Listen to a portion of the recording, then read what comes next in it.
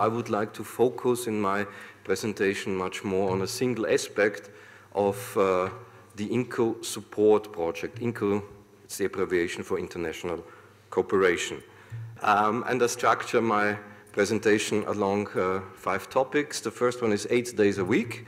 Second, the long and winding road. Thirdly, yesterday, I invite you to a ticket to ride. And fifth, tomorrow never knows. Well, tomorrow never knows is wrong because we heard now John's presentation about what's happening tomorrow in Horizon 2020. So this is already a little bit outdated. Well, 8 days a week we are confronted with techno-globalization, ladies and gentlemen.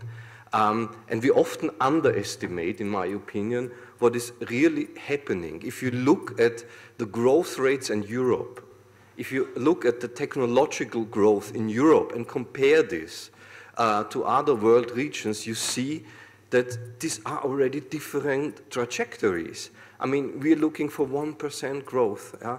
We're looking for getting 1 decimal more into innovation for our public budgets. And in other world regions, things are really frog leaping. Yeah? So from that point of view, I have the feeling that we are, or many of our policymakers and policy delivery systems might not be aware how important it is that we do not lose the access to those markets, and I also mean technological markets, where a lot of momentum is gained now. We all, from a researcher perspective, we all know that international exchange and cooperation enlarges our knowledge, our creativity, and our action space. We know that the non-European Union countries are contributing to the world of science more than ever before. We know that international RTI cooperation can transcend the limitations of national RTI trajectories and also of national cultural innovation milieus. In fact, of course, the European Union is still attractive. There's no doubt about this. We're still leading, especially in terms of scientific output, publications. We all know this. But if I say for internationally attractiveness, we have to really differentiate between the European Union. It's not the Union as such. There are a lot of differences between the different member states. Probably there are 10 member states in the European Union who really have something like a full-fledged or at least partial internationalization strategy in science, technology, and innovation. But I doubt that it's really more than 10 countries. We know that our future economic prosperity is heavily influenced by globalization, and we need this access to foreign brains, foreign knowledge, and foreign markets. We also have to attract them into our own systems. So actually, we need much more cooperation, also in front of the grand challenges and also in front of our, let's say, our international commitments which we have, like John mentioned, the Millennium Development Goals and these 2015 goals which are coming up, etc.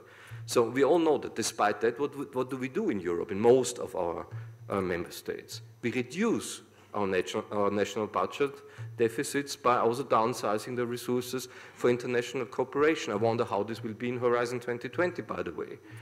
We see internationalization just as an add-on to our regular science, technology, and innovation policies, but not usually as a core theme of science and technology policy making. So we're looking very much always to ourselves, but not seeing what is going outside.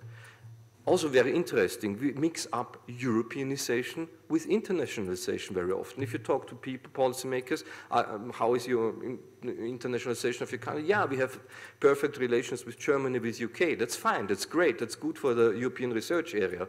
But we even do not have very often data which differentiates between our investments, for instance, in the European Union countries or in third countries. So even there is a lag. And what also, we do not exploit the opportunities of strategically going together between the member states towards third international partner countries, and also not joining up forces with the European Commission. I mean, it happens, but it happens very, very slowly. And I also fear that we have a small dedicated budget for international cooperation Horizon 2020, which also will limit the leverage effect. So now the long and winding road, that's about the cooperation between member states, or among member states, and between the member states and the European Commission. There are some rationales why we should work together as member states and with the European Commission.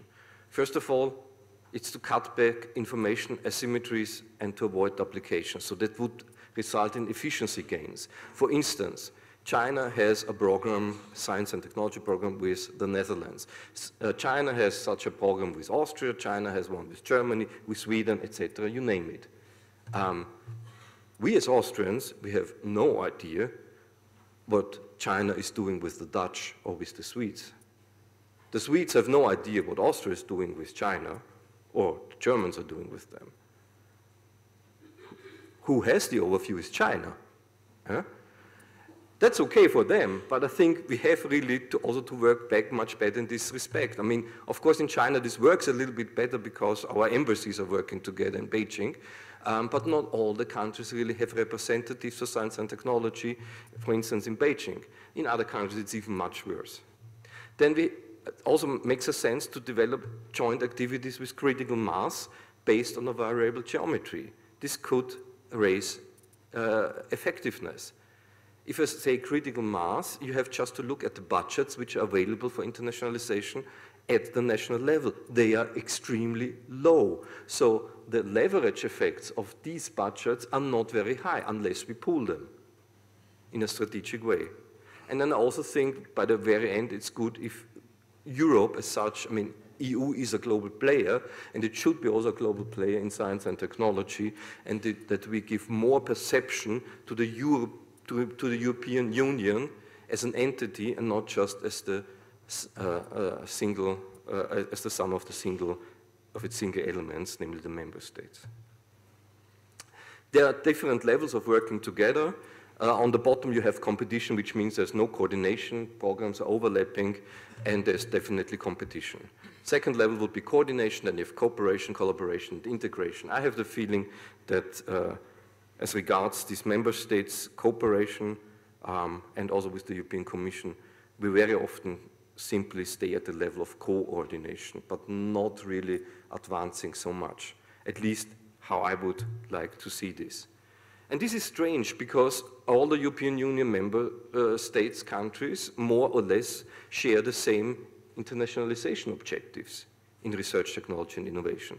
That's to increase the quality of the things which we do by international cooperation and to follow the excellence objective, to gain market access and meaning to follow the competition objective, to get resources from third countries, I mean, for instance, brains, people, technologies, even funding, yeah? And also to share costs and risks, for instance, regarding international infrastructures.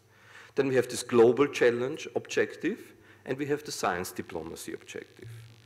We do this, we share these objectives, but obviously the national competition, meaning the national interests, are still making the sound of music. We have instruments which are available in theory, but the different scale and geographical scope among our European Union member states, and they're often lacking critical mass. They're very fragmented and are unevenly spread among the European Union member states. And of course, it's much easier if Austria works together with Switzerland and with Germany. We speak the same language. We have more or less the same rule of law, etc.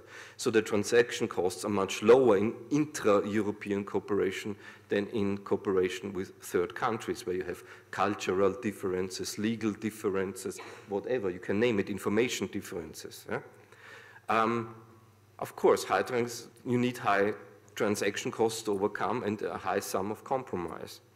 And this, what a little bit always surprises me is that in the sense of the subsidiarity principle, meaning what is better to be done at the local, national, or the supranational level, I have the feeling that the European Commission must be much more in the driver's seat for international cooperation, just due to the subsidiarity principle. And the European Commission always likes to invite, and this is good, of course, the member states, but sometimes I have the feeling a little bit more push would not be bad, because there are a lot of opportunities as well, but I don't want to go now into this too much. Let's have a look on FP7. I have the feeling that for the very first time in FP7, there was really an international cooperation portfolio available which was comprehensive, which was full-fledged. It was already good in FP6, but in FP7 it was really there. We had, of course, this general opening approach. We have it still in Horizon 2020. It's bottom-up, but partly it's also suboptimal because researchers usually work together with researchers whom they know, so they are more or less fixed trajectories. And if you say, well, let's go to Korea, because nobody does yet work with Korea, but there is a lot of advantage there to cooperate with Korea, you have to get incentives. So bottom-up alone might not be enough, although it's extremely important. We have had targeted calls, dedicated calls, and seekers. They were very selective, but in my opinion, they didn't produce a lot of critical mass. We have had a few coordinated calls and a few applications of the INCO twinning scheme. This was mobilizing, definitely. But what we also see is that the different thematic directorates within DG Research and Innovation have a different response. Some directorates like ICT are very responsive towards international cooperation. Some are simply not interested, I have the feeling. Yeah? And this is also a little bit a hurdle which has to be overcome. Then we have had ERANETS and ERANETS Plus, international ERANETS, I mean. There was a lot of learning involved, but also a lot of stop, go approaches, because the member states or the partners in these international ERANETS, it's not just the member states, it's also partners like from the target regions. Yeah? Well, they had to find their modus operandi. They had to build up trust, and this is not so easy. I would say the ERANETs were absorptive, and they were also mobilizing in general. Then we had these pilots and INCONET projects, very much focused on issues like science diplomacy, capacity building issues, strategic intelligence support, and also a few joint activities which came up, ERA-wide and IRSES, promising schemes in my opinion, but which should be scaled up and rolled out in Horizon 2020. Interesting things like the INCO houses or INCO labs. INCO labs are for this that research organizations from Europe get together and build up a joint lab, for instance, with Indian partners in India. And this would be supported by the European Commission.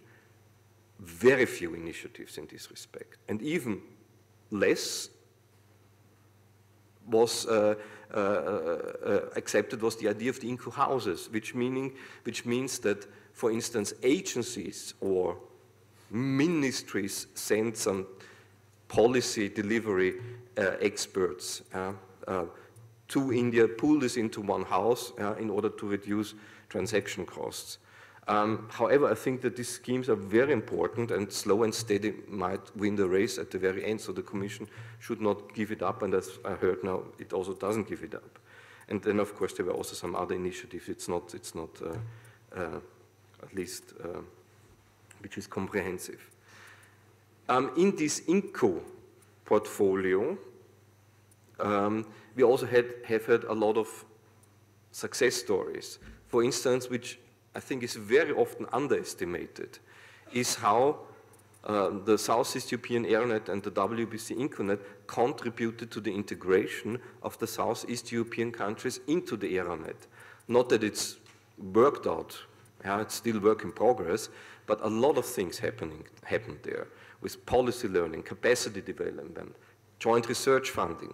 The transfer of standards was extremely forwarded by these projects. Also harmonization in legislation and the promotion of good governance, things which are very much often overlooked.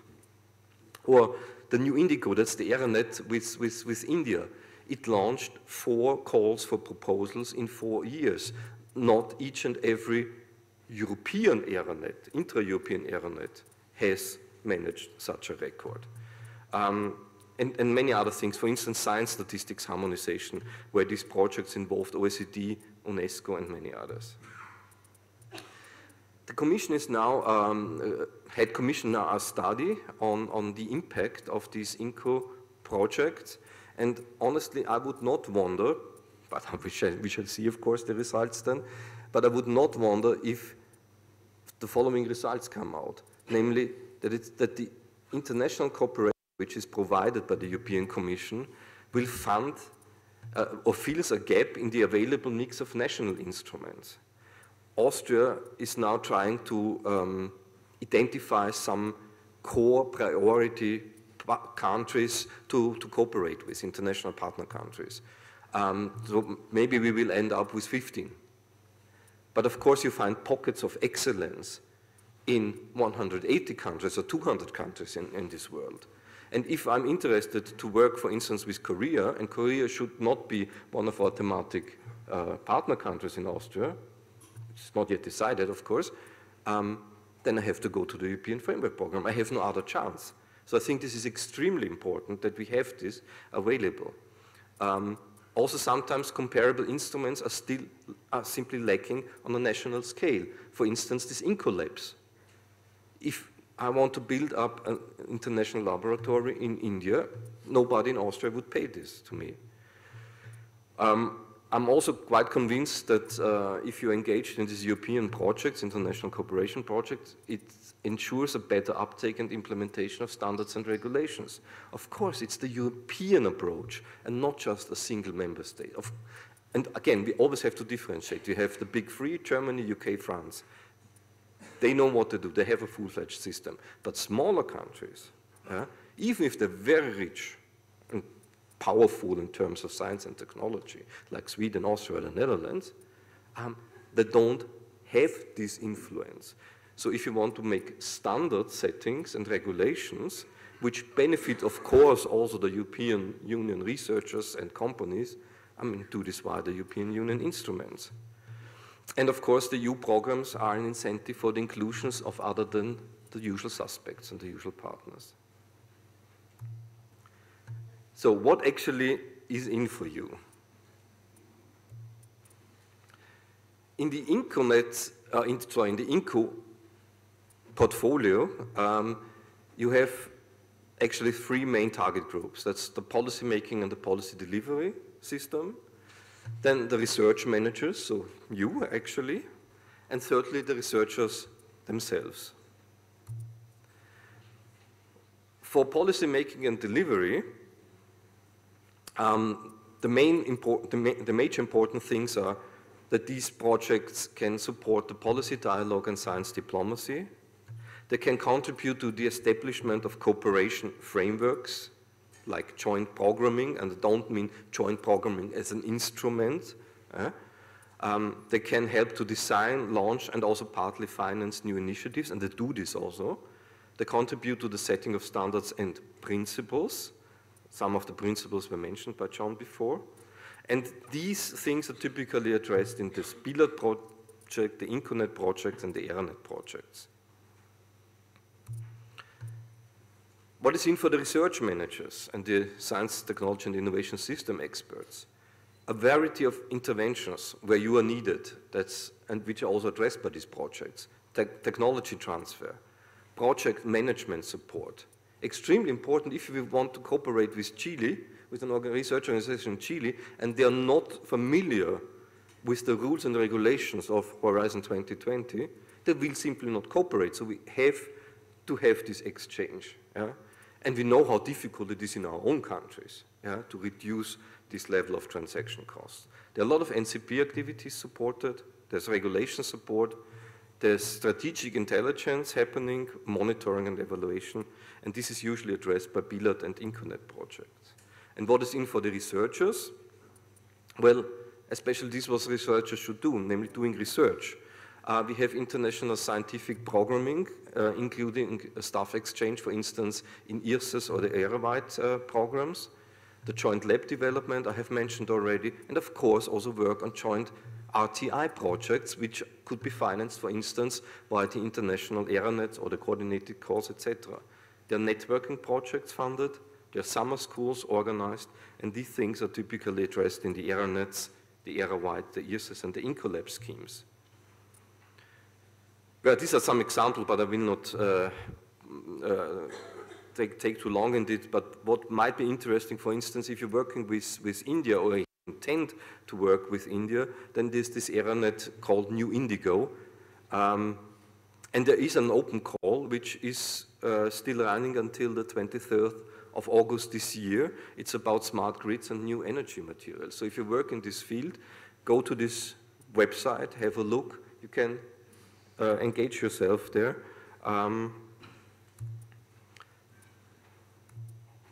Well, and that now my, so to say, my almost final slide is Outlook to Horizon 2020.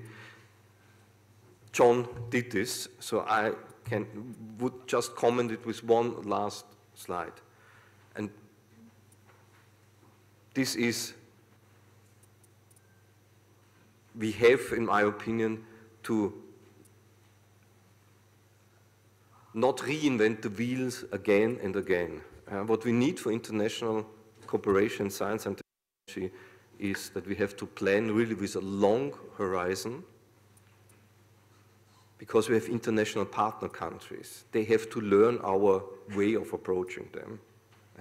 We have to identify what the opportunities are in the countries. And we have to do this with endurance. Thank you very much for your attention.